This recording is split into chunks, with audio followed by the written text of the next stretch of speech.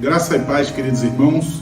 Uma alegria mais uma vez estar fazendo parte da missão Sertão Reformado, desse projeto maravilhoso que tenho certeza que nasceu no coração de Deus. Agradecer em especial a pessoa do pastor Ademir, que é o idealizador desse projeto. Esse assunto tão maravilhoso que eu vou estar inclusive compartilhando essa palestra com outros pastores bem capacitados e que tem sido usado ao longo dos anos pelo nosso Senhor. A presença de Cristo na ceia, e o que eu queria falar é que isso deve convergir sempre para nós, como absolutamente tudo nas Escrituras, toda a doutrina, para uma vida piedosa, para que possamos viver de maneira que glorifiquemos a Deus. Vamos orar, queridos, para que Deus abençoe e ilumine o nosso entendimento, para que a gente possa, de fato, em cada palavra, em cada frase que for dita, tanto as palavras dos meus lábios, quanto o meditar do nosso coração possam ser agradáveis na presença do Senhor. Oremos. Deus Todo-Poderoso, a Tua glória, Pai, é a nossa grande expectativa. É que no nosso falar, no meditar do nosso coração, o Senhor que é nossa rocha, o Senhor que é o nosso Redentor, seja glorificado. Então, Deus, absolutamente ao Teu nome seja dada toda a glória e absolutamente nada, Pai, a nós, mas somente ao Teu nome seja dada toda a glória. A presença, Pai, do Teu Filho nos elementos da ceia. Deus, que de maneira espiritual o Senhor tem abençoado, o Senhor tem alimentado, tem encorajado a Tua igreja. Assim, Deus, na ardente expectativa da volta do nosso Senhor Jesus para a consumação do casamento, Pai, da nossa união com Ele, que seja agora plena, Pai, a igreja aguarda por esse dia. Então, Pai, em nome de Jesus, suplicamos ao Senhor que Tu abrevies, Pai, esses dias, para que nós possamos desfrutar de Tua presença, Pai, de presença gloriosa da Tua majestade, Pai, assim na eternidade dos céus. Concede-nos isso, Pai, mas quanto ainda nesta peregrinação da vida, nos alimenta, Pai, através dos meios de graça. E desse tão maravilhoso que iremos discutir, os sacramentos, Pai, o pão e o vinho na ceia, quanto também, Pai, o batismo. Deus, que alegria, louvado seja o Senhor. Oramos assim, Pai, que o Senhor tome os nossos corações e que sejamos edificados, Pai.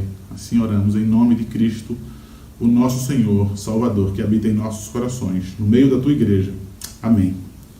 Amém, queridos. O texto do qual nós vamos estar meditando, mais precisamente, além dos evangelhos, a 1 Coríntios, capítulo 11, eu vou ler do versículo 23, mas, queridos, o versículo 24 e o 25 é o versículo do qual nós vamos meditar nessa palestra. Mas o 23 diz: porque eu recebi do Senhor o que também vos entreguei, que o Senhor Jesus, na noite em que foi traído, tomou o pão. Então veja, o apóstolo Paulo está dizendo: eu recebi do Senhor, e ele recebeu uma revelação especial, mais direta. O apóstolo Paulo não aprendeu absolutamente nada com nenhum outro apóstolo. Inclusive nas Escrituras, quando ele disse que foi se encontrar com os outros apóstolos, ele não foi para aprender alguma doutrina, porque ele recebia do próprio Senhor Jesus, como aqui ele disse, tá bom? Então o que é que ele diz no versículo 24? Que Jesus Cristo, tendo dado graças, o partiu e disse: isto é o meu corpo que é dado por vós, fazer isso em memória de mim. Por semelhante modo, o versículo 25 diz: depois de haver ceado, tomou também o cálice, dizendo: este cálice é a nova aliança no meu sangue, fazer isso todas as vezes que o beberdes em memória de mim. Pois bem, queridos, a presença de Cristo na ceia é um assunto que todo cristão genuíno, todo cristão de fato piedoso, que busca conhecer mais o Senhor, deveria desejar conhecer cada vez mais. E assim, conhecendo, se deleitando de fato e sendo edificado. Infelizmente, esse assunto ele é pouco discutido dentro da igreja. Quando é discutido, são por denominações que assim discutem. Então esse assunto é tratado com pouca importância e muitas vezes, infelizmente, ele é desprezado. Então, o que me resta a imaginar é que a igreja ela tem dado, então, pouca devoção. A igreja tem entregado pouco o seu coração nesse momento em que eles participam da ceia. Eu imagino que vão com um coração talvez quase completamente vazio, pois não vão tão cheio como deveria ir, se caso conhecesse essa doutrina caso conhecesse a profundidade do que significa Cristo estar presente nos elementos da ceia. Nós precisamos entender, então, tá, que não devemos participar da ceia de uma maneira errada. Tá? O nosso coração tem que estar cheio, tem que estar elevado à presença de Cristo, mas de forma nenhuma com um entendimento de que o meu coração está cheio e eu tendo um bom entendimento disso, seria como em algumas religiões pagãs que tem isso como uma superstição.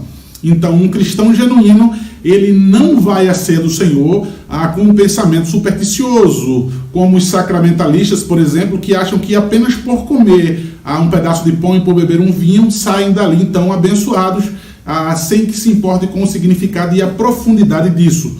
Então, um cristão genuíno, ele não vai para a ceia de uma maneira supersticiosa, mas ele vai com fé. Existem, então, alguns posicionamentos quanto à questão da presença de Cristo na ceia, e eu queria falar rapidamente de quais são os assuntos históricos mais conhecidos na história da igreja quanto à presença de Cristo na ceia. O catolicismo romano, eles creem na transubstanciação. A transubstanciação é a crença de que o pão e o vinho da ceia, eles são transformados no corpo e no sangue de Cristo quando o sacerdote daquela religião herética, ele faz uma oração, ele faz uma prece ali, e ali então houve uma transformação literal do corpo e do sangue do Senhor. Isso é errado, isso é muito perigoso, tá? Porque esse ensino, ele invalida a fé. Porque tudo que aquela pessoa tem que fazer é apenas ingerir o pão, ingerir o vinho, e aí ela está salva, e aí ela faz parte, então, dessa união com Cristo. Então, invalidar a fé é extremamente blasfemo, extremamente herético, extremamente perigoso e pecaminoso. Isso também dá base o quê? Dá base ao grande erro do romanismo, que é a missa. Porque quando alguém está comendo o pão, que não é mais pão, segundo eles, depois que o sacerdote, ali entre aspas, abençoa, mas é o corpo de Cristo partido, ou seja, é o sacrifício de Cristo que está sendo repetido cada vez que eles comem aquela hóstia, né? Então, a palavra missa, talvez você não sabe, mas significa sacrifício. Então, muitas vezes alguém me pergunta, pastor, é errado ir numa missa? Vai ter uma comemoração de uma formatura? Vai ter, enfim, qualquer programação e minha família me convidou? A missa é sacrificar Cristo cada vez naquela liturgia. Se você acha que é capaz de se fazer presente em nome de uma boa política, então eu creio que tem muitas outras maneiras que você pode agradar os seus familiares, mas não participar de um momento tão terrível quanto esse, do que sacrificar a Cristo ali naquele momento, tá? Então, missa significa isso, e para eles a transformação do corpo, do pão no corpo de Cristo, ao comê-lo ali, então estão sacrificando na missa, né? Então, o que pensam os luteranos? Os luteranos que, segundo Calvino, não foi uma reforma, para o pensamento de Calvino, não foi uma reforma completa, né? Calvino foi aquela pessoa que, louvado seja Deus, chutou o balde, né? Mas depois de Lutero, os seus seguidores, os luteranos tiveram que ainda um apego às tradições de Roma, com uma diferença, mas ainda com um erro. Ou seja, os luteranos, eles acreditam, né, que o corpo físico e o sangue de Cristo, eles estão presentes no pão e no vinho, tá? E aí o nome dessa doutrina é a consubstanciação. Podemos dizer então que esse erro é perigosíssimo por igual, né, ao erro de Roma. A diferença é que eles não creem na missa, tá? Mas as duas crenças é que a presença física de Cristo no elemento pão ali e no vinho, tá bom? Então, o pão permanece com suas prioridades, mas o corpo de Cristo está presente em, com e sob o pão. Esse é o pensamento dos luteranos. Então, chega o reformador suíço Ulrico Zwinglio, do século XVI, e que o pensamento dele, inclusive, foi muito dos evangélicos, tá? Durante um bom tempo. Zwinglio, ele demonstra uma repulsa contra o pensamento de Lutero, que ele considera bastante inconsistente, tá? Mas ele vai ter um posicionamento também errado, nós vamos ver, tá? É meio que superficial. Ele termina que ele está indo tão de encontro a Lutero e ao romanismo que ele torna a coisa meio que superficial, que eu não queria usar outra palavra que fosse pesada demais, que eu viesse a errar. Mas nós temos, inclusive, registrado na história que Zwinglio ele enfrentou no colóquio de Marburgo, em 1529, face a face, ele enfrentou Lutero quanto a essa questão da presença mesmo de Cristo física nos elementos da ceia. Então Zwinglio diz que Cristo não está presente na ceia em nenhum sentido, mas que a ceia é apenas um memorial ou uma lembrança da morte de Cristo. Então nós vemos que Zwinglio não cometeu os erros do catolicismo romano, dos luteranos, mas ele comete outro erro, segundo os reformados calvinistas entendem, porque ele trata da maneira, numa questão, como eu já disse, bem superficial, tá? Ele tipo que abandona o zelo e a devoção que nós temos e deveremos ter pela ceia, de maneira que se a ceia é apenas um memorial, no entendimento de Zwinglio, se a gente for pensar assim, não há nenhuma necessidade do autoexame e não há o que temer quanto à condenação do texto que há em 1 Coríntios capítulo 11, e não nos versículos 23 ao 25 que eu li, mas lá no 29 que diz: pois quem come e bebe sem discernir o corpo, come e bebe juízo para si. O versículo 30 inclusive diz: eis a razão porque há entre vós muitos fracos e doentes, e não poucos que dormem. Então, para que temer se é apenas um memorial? Para que temer se é apenas uma lembrança, tá, do sacrifício de Cristo? Não tem por que temer essa condenação expressa lá em 1 Coríntios, tá? Que Paulo recebeu do próprio Senhor Jesus e ali registrou, inspirado pelo Espírito Santo.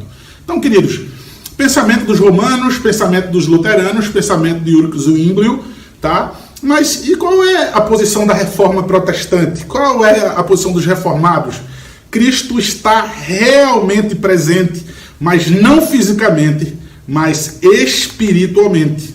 Ele está, em outras palavras, presente à fé do povo de Deus e tem comunhão com o seu povo, tá? Alimentando, encorajando o seu povo, sustentando o seu povo consigo mesmo através da fé. Então, pão e o vinho, simbolicamente, mas verdadeira e espiritualmente, nos dado para nos dirigir quanto à nossa fé em direção a Cristo. 1 Coríntios capítulo 11, mais uma vez, versículo 29, fala de discernir o corpo. Então, na ceia do Senhor está implicada também as próprias palavras de Jesus na instituição da ceia: este é o meu corpo. Então, somente porque Cristo está presente na ceia, meus irmãos, uma pessoa ela pode comer ou beber julgamento para si, quando comendo ou bebendo sem o devido autoexame que as Escrituras nos exortam.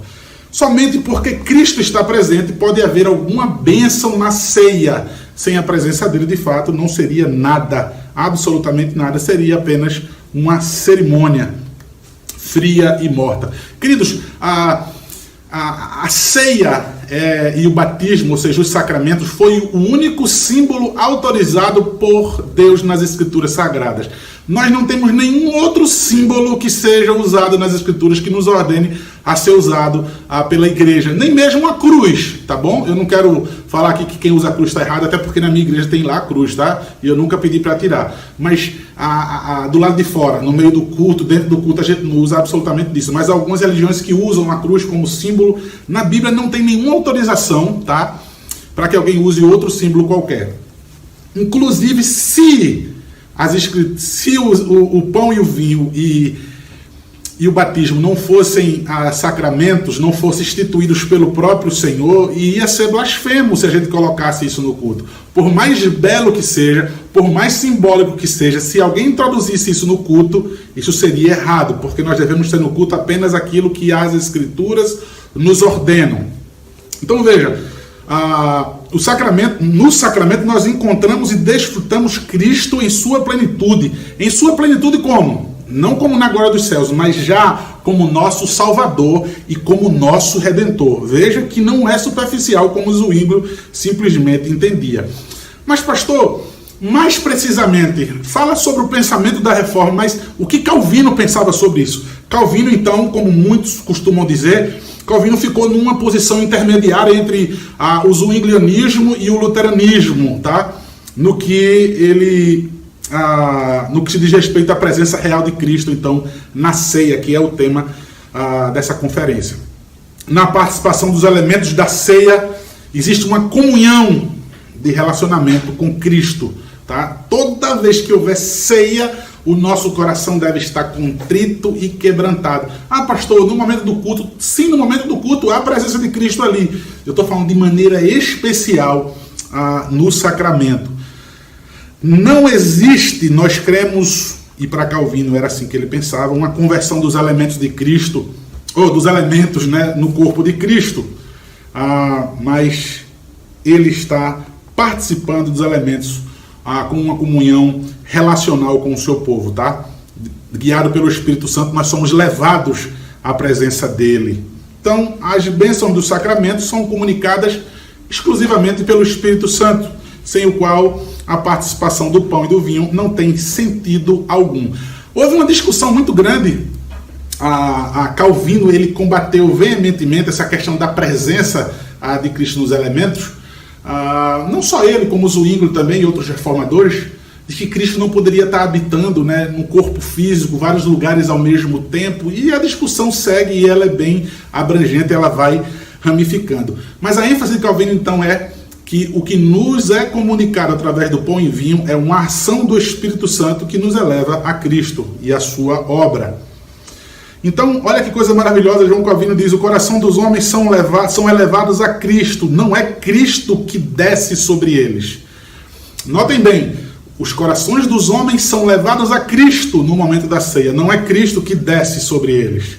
Cristo sempre mostra, queridos, a sua presença, seu poder e sua força, sempre mostrou ao seu povo através da sua própria palavra, mas nisso soprando em nossos corações com o Santo Espírito, senão as Escrituras seriam apenas mero conhecimento intelecto, como é para muitos, inclusive para condenação de muitos, mas para nós nos sustenta, nos fortalece, nos desperta, nos guarda, nos exorta, tá? É como se Cristo de fato estivesse presente ao nosso lado.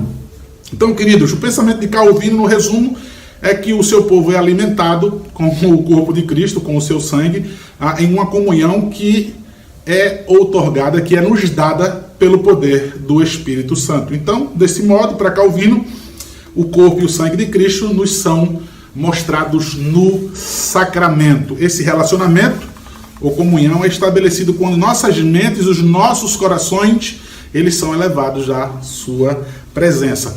Jeremiah Burroughs, no livro O Puritano, Jeremiah Burroughs, no livro Adoração Evangélica, ele vai falar que o seu coração ele deve ser elevado a Cristo no momento da ceia, quando você ali olha, você vê o pão e o vinho, de maneira que se você estivesse presente, tá, no momento do ato da crucificação lá, e você dissesse, eu me comovo, eu me comoveria, né? Eu estaria com o coração mais contrito e quebrantado se eu estivesse lá no dia. Mas ao olhar pão e vinho, isso não traz nada ao meu coração, isso não mexe comigo, tá? Eu não tenho nenhum elevo espiritual, de maneira que eu entendo a profundidade disso.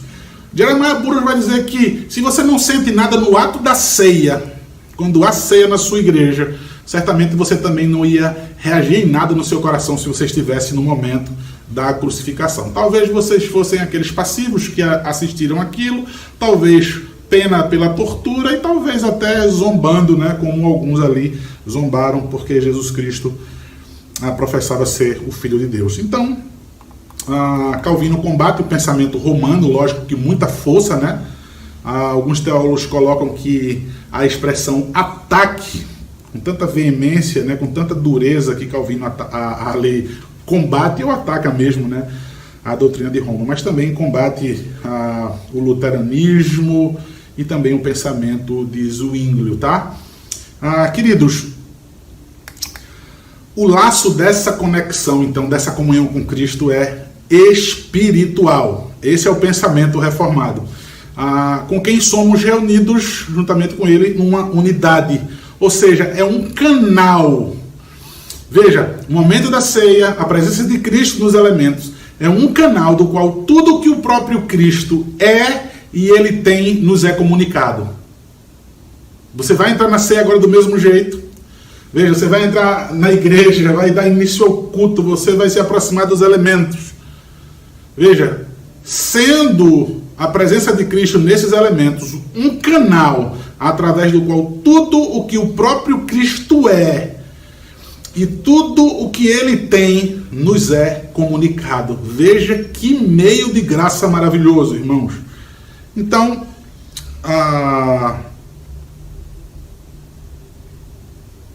para fechar aqui, presença física, os luteranos, presença simbólica, os zwinglianos, e a presença espiritual, nós, os calvinistas. Mas vejam, queridos, tendo esse resumo dos pensamentos, romanismo junto com o luteranismo, algo parecido, o pensamento de Zwinglio, o pensamento de Calvino, né, sendo o nosso. Mas eu gostaria de dizer que algo muito mais importante do que entender teologicamente esses pensamentos, mas o que de fato, aquilo que eu falei no final agora, esse canal que é que Ele nos comunica.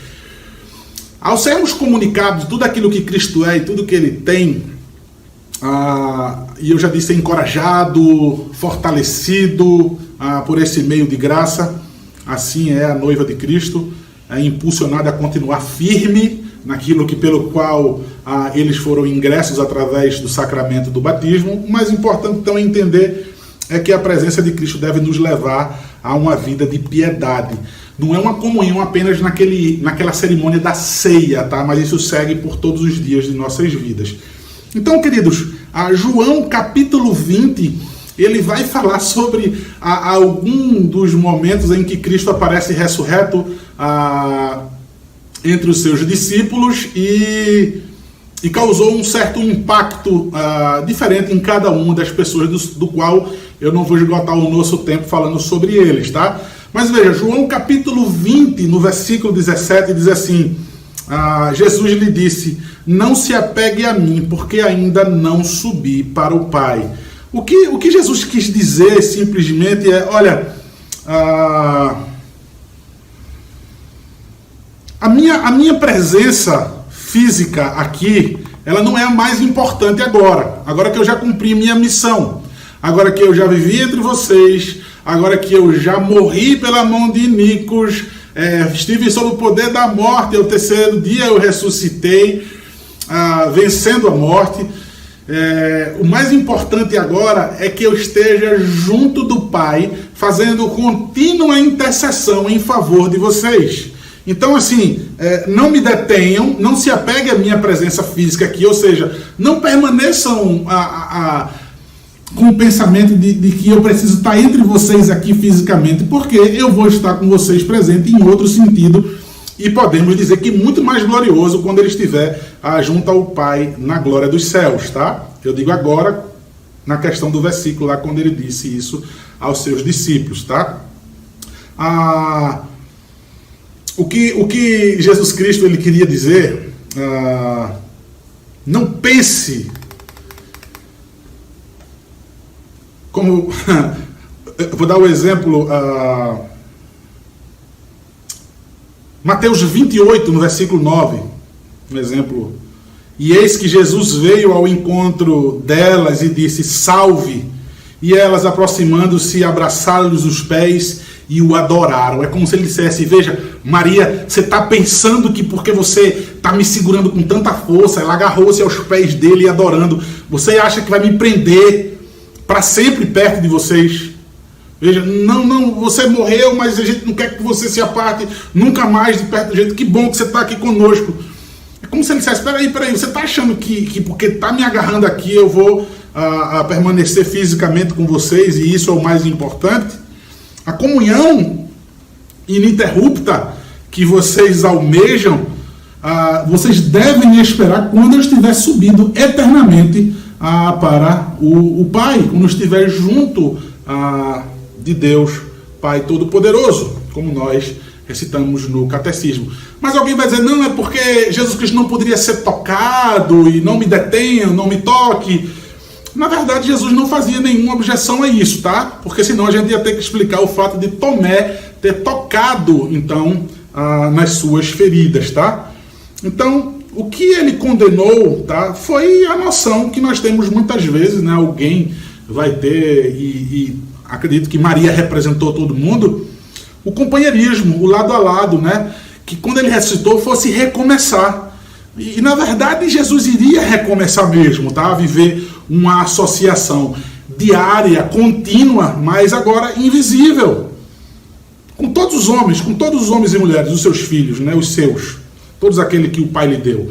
Então a comunhão, na verdade, mais uma vez eu repito, iria sim recomeçar. Jesus Cristo ressuscitou, mas agora muito mais rica, muito mais graciosa seria a comunhão com o Senhor Jesus Cristo, porque agora a comunhão no Espírito, entre o Espírito Santo e a sua noiva, a igreja, a noiva de Cristo, a igreja. Então, queridos, eu queria só colocar 3 coisas, eu queria encerrar, e eu queria que você entendesse na presença de Cristo em nossas vidas, no nosso meio, quando Ele está presente, tá?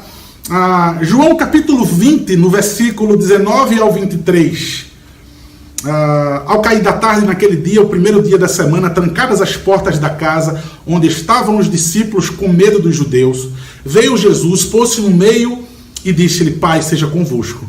E dizendo isso, lhe mostrou as mãos e o lado. Alegraram-se, portanto, os discípulos ao verem o Senhor. Disse-lhe, pois, Jesus outra vez, Pai, seja convosco.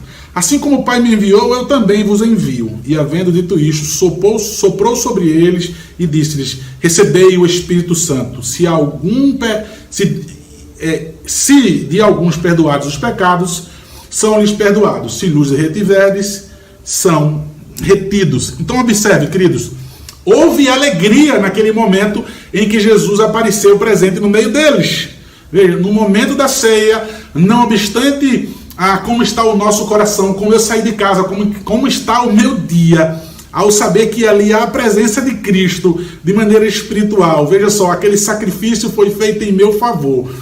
Aquilo é a minha boa notícia. Aquilo ali são as boas novas do Evangelho. Ali é a pregação do Evangelho dramatizada, palpável, tangível. Eu vou experimentar, eu vou comer e eu vou beber.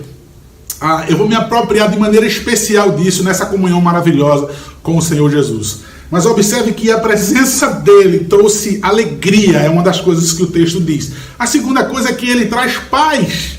Então eu vou repetir, não obstante o dia a dia, a rotina, os males que traz a semana. Veja, o domingo, e naquele momento da ceia, eu me esvazio de completamente, ou então o meu coração vence qualquer má notícia, qualquer tragédia, qualquer medo, qualquer jugo, qualquer depressão.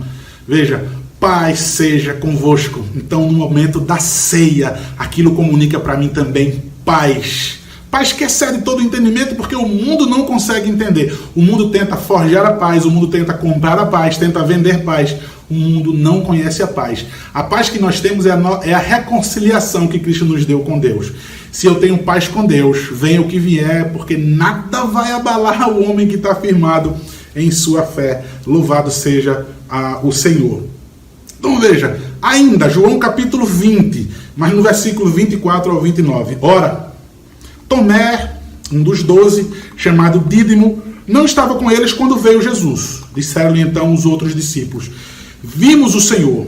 Mas ele respondeu, se eu não vir nas suas mãos o sinal dos cravos, e ali não puser o dedo, e não puser a mão do seu lado, de modo algum acreditarei. Passado 8 dias, estavam outra vez ali reunidos os seus discípulos, e Tomé com eles. Estando as portas trancadas, veio Jesus, pôs-se no meio e disse-lhes, paz seja convosco. E logo disse a Tomé, põe aqui o dedo e vê as minhas mãos. Chega também a mão e põe-te no meu lado. Não sejas incrédulo, mas crente. Respondeu-lhe Tomé, Senhor meu e Deus meu. Disse-lhe Jesus, porque me viste e creste? Bem-aventurados que não viram e creram. Irmãos, Tomé não estava quando Jesus Cristo apareceu aos discípulos, quando ele comunicou alegria, quando ele comunicou paz e quando ele comunicou perdão de pecados.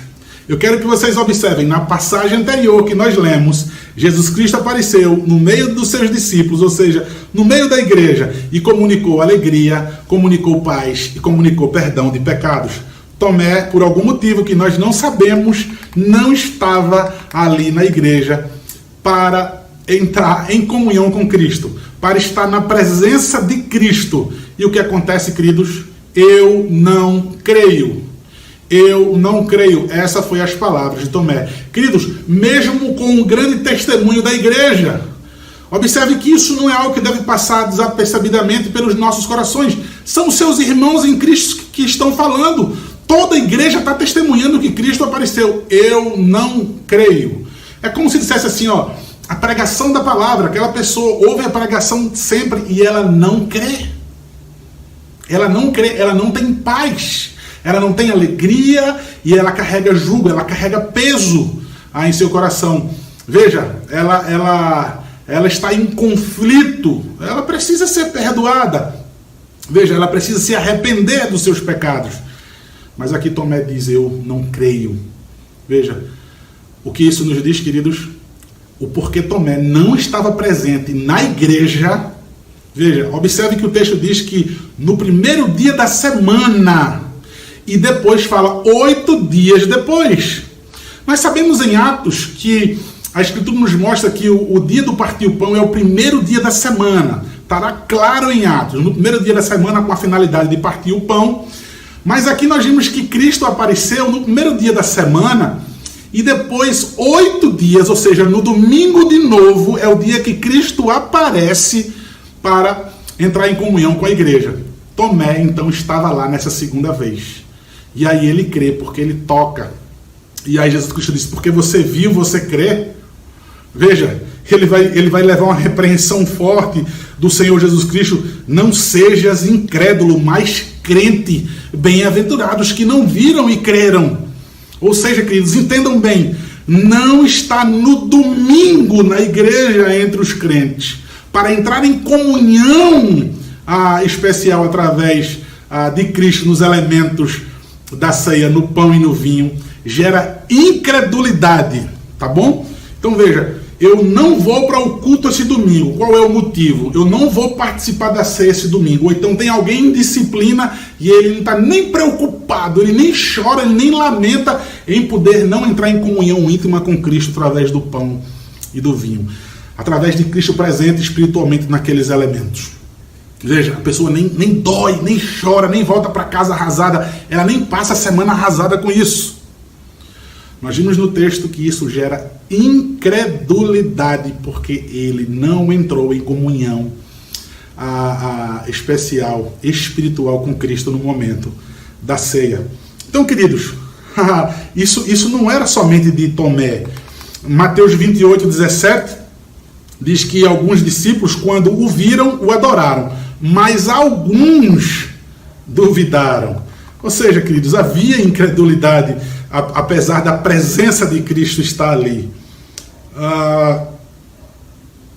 No capítulo 21 também, de João capítulo 21, no versículo 1, tem mais uma aparição de Cristo, mais uma presença de Cristo no meio da sua igreja, e diz, depois dessas coisas, né? A gente não sabe quanto tempo foi, mas diz assim o versículo 1, depois disto tornou Jesus a manifestar-se aos discípulos junto ao mar de Tiberíades, e enfim, foi assim que ele se manifestou, e ali vai falar quem foram os discípulos. Mas então, queridos, Jesus Cristo apareceu em meio ao seu povo, ou seja, no meio da igreja, ele estava presente, é o tema da nossa palestra, a presença de Cristo. Nós estamos falando sobre a presença de Cristo nos elementos da ceia, entendemos qual é o pensamento reformado, entendemos quais eram os pensamentos heréticos, mas a minha preocupação, o que é que isso comunica a você? Sendo a ceia, sendo o pão e o vinho, no momento do culto, tá? No dia do Senhor, sendo devidamente administrado por um oficial ordenado para esse fim, o que é que tem comunicado de fato esse meio de graça a você? Alegria, como foi comunicado aqui aos seus discípulos, paz, perdão de pecados, encorajamento, o fortalecer, ou tem gerado dúvidas, como Tomé e muitos dos outros discípulos. Queridos, o não estar na presença do Senhor Jesus, o fazer pouco caso. Veja, nós vimos que em 1 Coríntios vai falar sobre uma maldição. Eu quero ler para vocês, 1 Coríntios capítulo 11, não agora no versículo 23, mas versículo 28. Versículo 27, queridos. A partir do versículo 27. Por isso, aquele que comer o pão ou beber o cálice do Senhor indignamente será réu do corpo e do sangue do Senhor. Você vai ser culpado, tá? Do corpo e do sangue do Senhor. E examine-se, pois, o homem a si mesmo, coma do pão e beba do cálice. Pois quem come e bebe, sem discernir o corpo, come e bebe juízo para si. Eis a razão porque há entre vós muitos fracos e doentes, e não poucos que dormem. A maldição para aqueles que fazem isso com pouco caso, não mais a vocês que nos escutam nessa conferência de maneira ignorante, mas agora aumenta a sua responsabilidade e o juízo sobre sua vida, mas a incredulidade nos leva a pecar. A incredulidade faz com que a maldição seja sobre as nossas vidas, queridos. Então veja, porque eu não vejo, eu não creio. Veja, o único meio, o único símbolo autorizado por Deus, do qual pode ser dramatizado, do qual pode ser encenado na igreja, nenhuma outra peça teatral, nenhuma é autorizada nas Escrituras. O culto, cântico de louvor, as orações, a pregação da palavra, a leitura bíblica e os sacramentos. Veja, absolutamente nenhuma outra autorização há quanto à dramatização, mas nos sacramentos. O simbolismo espiritual, verdadeiro, do batismo, mas da presença também de Cristo nos elementos da ceia, no momento da ceia. O meu desejo é que no seu coração seja comunicado por esse meio de graça, crendo na presença espiritual de Cristo nos elementos. Seu coração se devote, seu coração se derrame, que você se deleite nesse momento, porque não há condenação para você. Não há condenação para aqueles que estão em Cristo Jesus. A segurança, há uma alegria, deve haver expectativa, desejo no teu coração quando você se lembrar, hoje é domingo de ceia. Eu vou completamente preparado em meu coração. Lá eu vou ser encorajado. Não importa como está a minha vida, como eu estou sendo sacudido, esbofeteado e ferido pelo mundo, lá eu vou ser encorajado. Cristo vai me comunicar paz, Cristo vai me comunicar perdão dos pecados, Cristo vai me comunicar alegria. E eu vou sair dali cheio e encorajado pela presença do Senhor nos elementos, tá? E dentro do meu coração. Queridos, que Deus os abençoe e que você possa usufruir com alegria, até que Cristo volte, da presença dele nos elementos da ceia, de maneira espiritual, verdadeira. Que o Senhor os abençoe, queridos, que o Senhor derrame graça sempre sobre as suas vidas. Deus abençoe essa conferência maravilhosa. Enfim, que Ele nos guarde em seu amor.